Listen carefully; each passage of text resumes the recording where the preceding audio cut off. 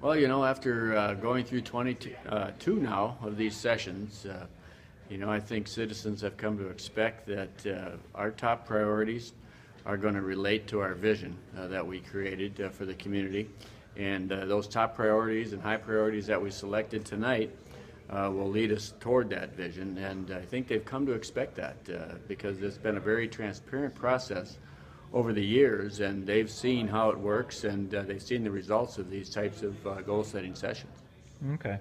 So I guess what do you think the takeaway should be from these priorities? I notice a lot of the top priorities are kind of holdovers from last year, focused on riverfront development, expanded tourism. Kind of your sense of what you think the takeaway should be?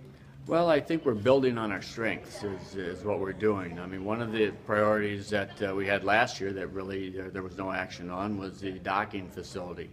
We're seeing more and more tourists coming through with big boats, on these big excursion boats, and they're stopping at Dubuque. And we've had some situations where we've actually had to have them unload up on in the park, you know, up by the dam, because there were no more docking facilities here. And with Viking Cruises looking at coming with river cruises on the Mississippi, that would be a tremendous opportunity to showcase our city. You know, Viking Cruises is known globally, and those people that take those kinds of cruises have a lot of expendable income, so our businesses and tourist attractions here in Dubuque, you know, would be they'd have a great boon, you know, in more customers coming through their doors. And so really it's all about building on our past successes, finishing up some of the things that we haven't had an opportunity to, and creating some new priorities where we're looking at different issues that have arisen over the past 18 months.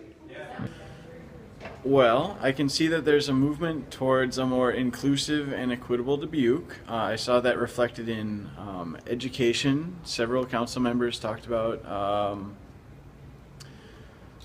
different initiatives towards getting people into the workforce, job training, so forth, as well as moving towards renewable energy, which I thought was cool. Solar energy, for example. They were talking about something involved with the fire station, which I didn't know a lot of what they were talking about. So it was very educational for me as well. Okay. So I guess what was kind of your overall impression, or kind of, you know, what was your biggest takeaway as a person who just moved to Dubuque and hearing some of this discussion? I guess what was your overall kind of impression of the city and of the community?